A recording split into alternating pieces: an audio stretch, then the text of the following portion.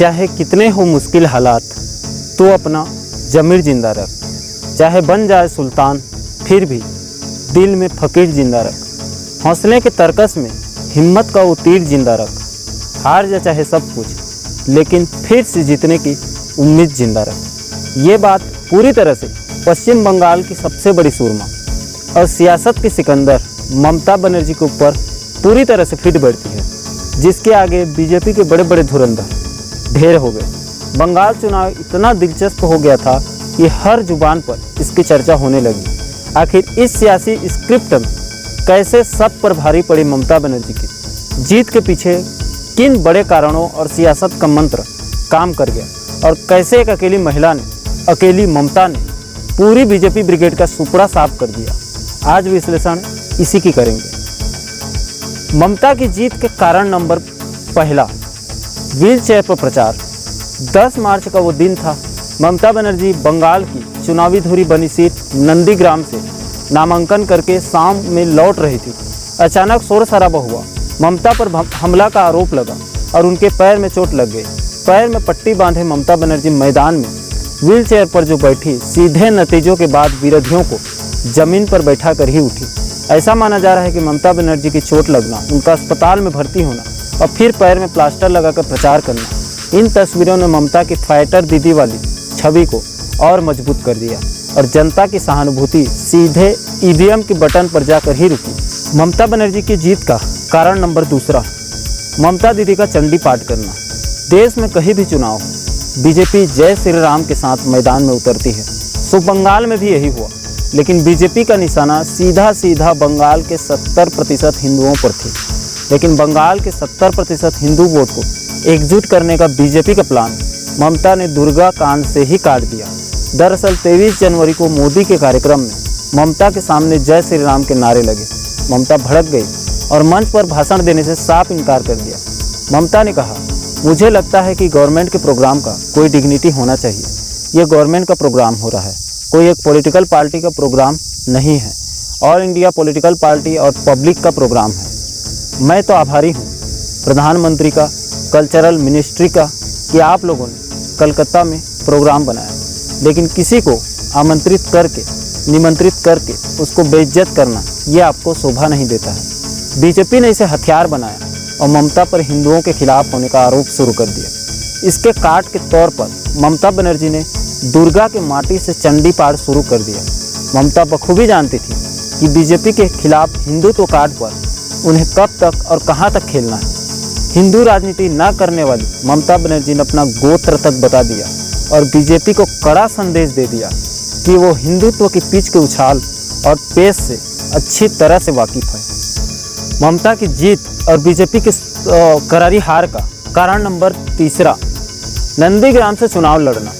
ममता बनर्जी को भले ही बीजेपी और चुनाव आयोग दोनों ने मिलकर षड्यंत्र करके नंदीग्राम से चुनाव हरा दिया हो, लेकिन नंदीग्राम से ताल ठोक कर उन्होंने पूरे बंगाल में अपनी फाइटर वाली छवि को दोबारा जिंदा जरूर कर लिया। चुनौती नंदीग्राम में उनके दाहिने हाथ शुभेंदु अधिकारी ने दी थी। ममता ने सिर्फ नंदीग्राम से ही दो हाथ करके पूरे बंगाल को यह संदेश दिया कि वो सामने से आकर लड़ने वाली नेता है। खानदानी दबदबे और चुनाव आयोग की कृपा से शुभेंदु अधिकारी ने हम ममता को मात भी दे दी, लेकिन ममता नंदीग्राम के नतीजों को मानने से साफ इनकार कर दिया। नंदीग्राम से ही ममता बनर्जी ने लेफ्ट के किले को भेदा था। 2007 में केमिकल फैक्ट्री के खिलाफ किसानों ने आंदोलन किया और ममता ने इसी आंदोलन की सीढ़ी से वामपंथियों के 3 दशक के सत्ता का काम तमाम कर दिया। अब इसी नंदीग्राम में हार कर भी ममता ने पूरे बंगाल जीत लिया और वो तीसरी बार बंगाल की मुख्यमंत्री बन गई। नंदीग्राम से शुभेंदु को ललकारना भी ममता को बंगाल फतह का सबसे कारण बना।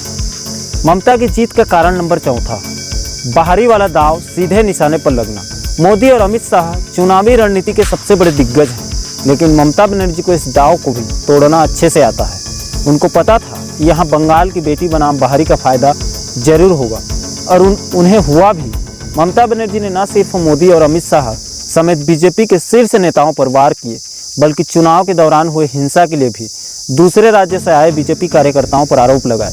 मोदी अमित शाह के रोड शो और रैलियों में भीड़ तो खूब जुड़ती थी, लेकिन मुख्यमंत्री पद के लिए ममता जैसे कद्दावर नेता का न होना बीजेपी को नुकसान कर गया। और इसका सीधा फायदा ममता बनर्जी और उनकी पार्टी टीएमसी को हुआ और ममता की जीत का ये सबसे बड़ा कारण बना। ममता बनर्जी की जीत का कारण नंबर 5वां, ध्रुवीकरण का खेला होना। ममता बनर्जी पर बीजेपी ने मुस्लिम तुष्टीकरण के ताबड़तोड़ आरोप लगाए। बीजेपी फ्रंट फुट पर हिंदू कार्ड खेलती रही। ममता बनर्जी भी खुलकर सामने आई। उन्होंने अपना हिंदुत्व चेहरा पहली बार दिखाया तो सेकुलर छवि को भी नुकसान होने नहीं दिया। फुरफुरा शरीफ से लेफ्ट और कांग्रेस के साथ गठबंधन करके चुनाव लड़ने से मुस्लिम वोटों के बिखरने का भी डर था, जिसका खामियाजा ममता को भुगतना पड़ता। लेकिन नतीजों से साफ है कि कुछ जगहों पर छोड़कर बीजेपी के ध्रुवीकरण का फार्मूला फेल हो गया और बीजेपी से मुकाबले में बंगाल के करीब 30% मुसलमानों ने ममता को रच कर वोट किया। ममता बनर्जी की जीत का कारण नंबर 6वां, ममता सरकार द्वारा बंगाल में जनता के लिए चलाए जन कल्याणकारी योजनाएं काम कर गया। बंगाल में बीजेपी की करारी हार और ममता की ताबड़तोड़ तीसरी बार सत्ता के सिकंदर बनने में पिछले 5 सालों में बंगाल की आम जनता के लिए ममता सरकार द्वारा चलाए राहत योजनाएं, कन्याश्री, रूपाश्री, स्वास्थ्य साथी योजनाएं जैसे बहुत से जन कल्याणकारी योजनाओं ने बंगाल की जनता को बहुत राहत पहुंचाई और इसी का परिणाम था कि जनता ने बदले में ममता दीदी को दिल खोलकर वोट किया और बंगाल में बीजेपी को चकमा देते हुए ममता को सत्ता के तख्त तक पहुंचा दिया। ममता बनर्जी की जीत का कारण नंबर 7वां, खेला हो गया। बीजेपी इस चुनाव में जय श्री राम के दमदार आस्था कार्ड के साथ बंगाल में ममता को घेर रही थी, लेकिन ममता बनर्जी ने खेला हो बेगा ऐसा दमदार कार्ड निकाली जिससे बीजेपी चारों खाने चित हो गई और उसका हिंदू वोटरों को लुभाने वाला जय श्री राम का कार्ड धरा का धरा रह गया। ममता बनर्जी ने खेला होबे का ऐसा जाल फेंका कि पूरा बंगाल खेला होबे के रंग में रंग गया।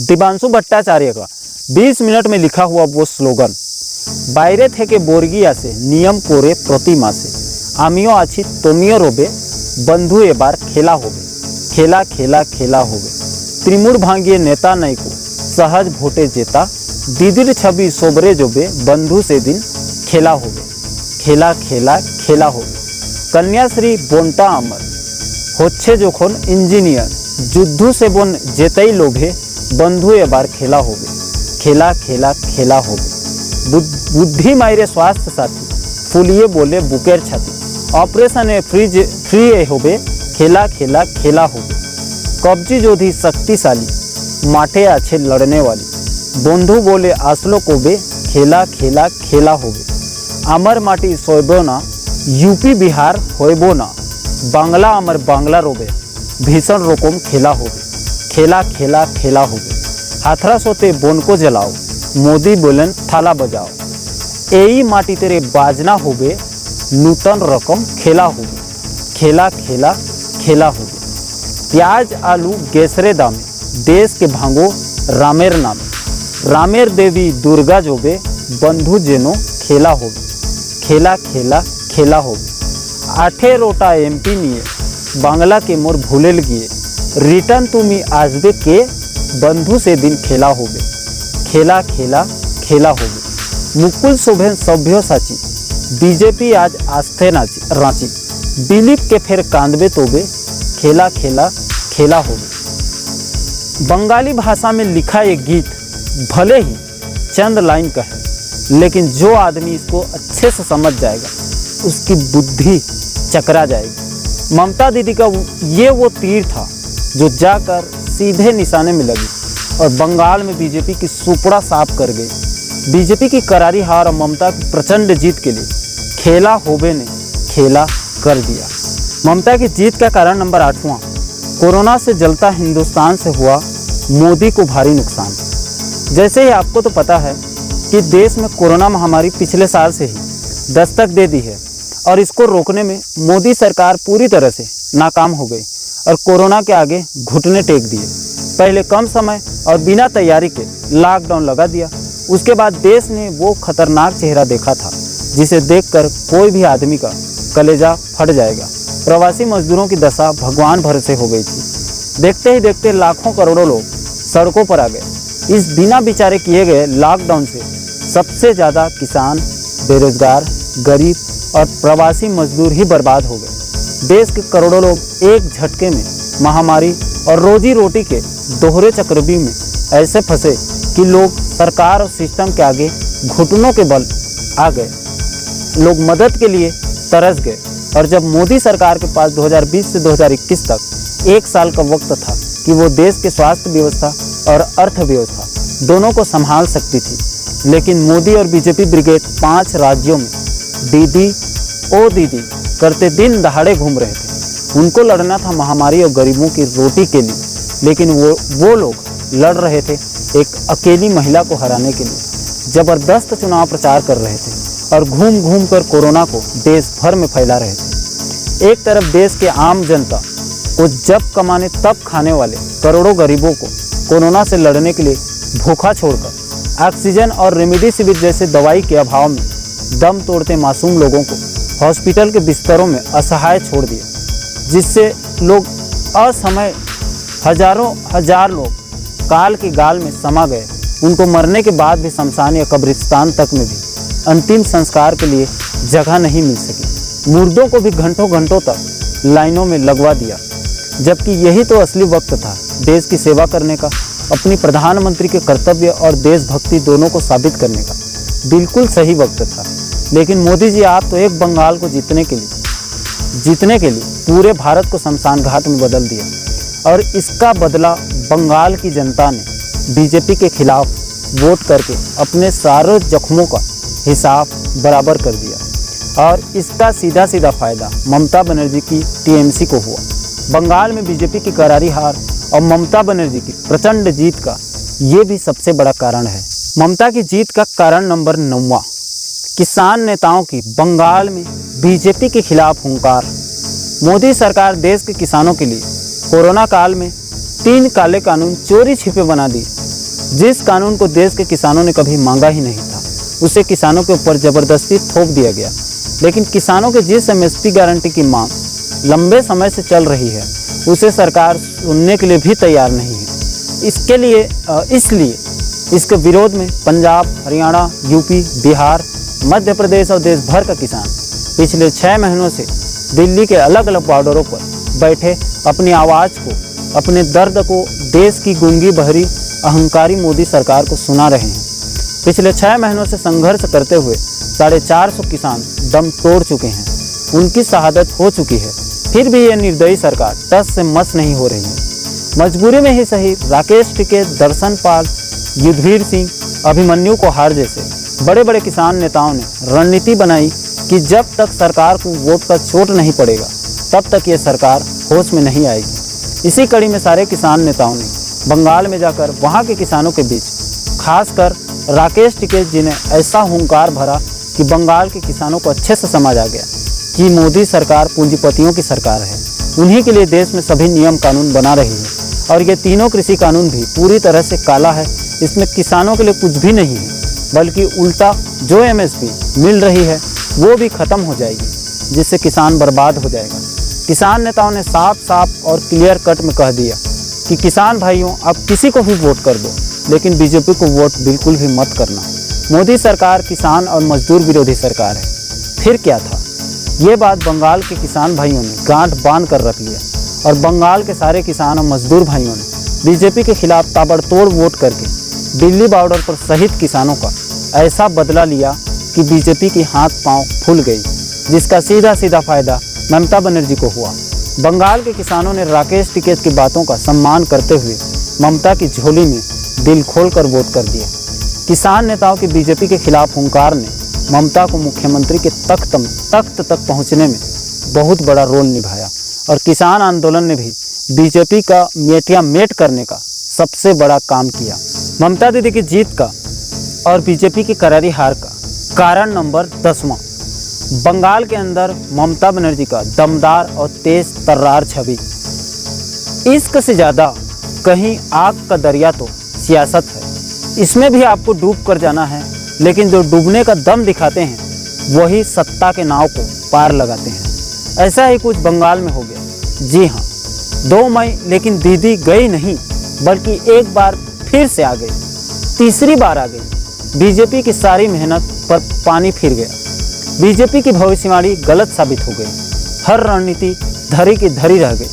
व्हील चेयर पर बैठकर दीदी बंगाल के सत्ता के शिखर तक पहुंच गई। ममता अकेली लड़ी, लेकिन बीजेपी के फौज के सामने डटी रही। विरोधियों के हर वार पर उन्होंने जबरदस्त पलटवार किया।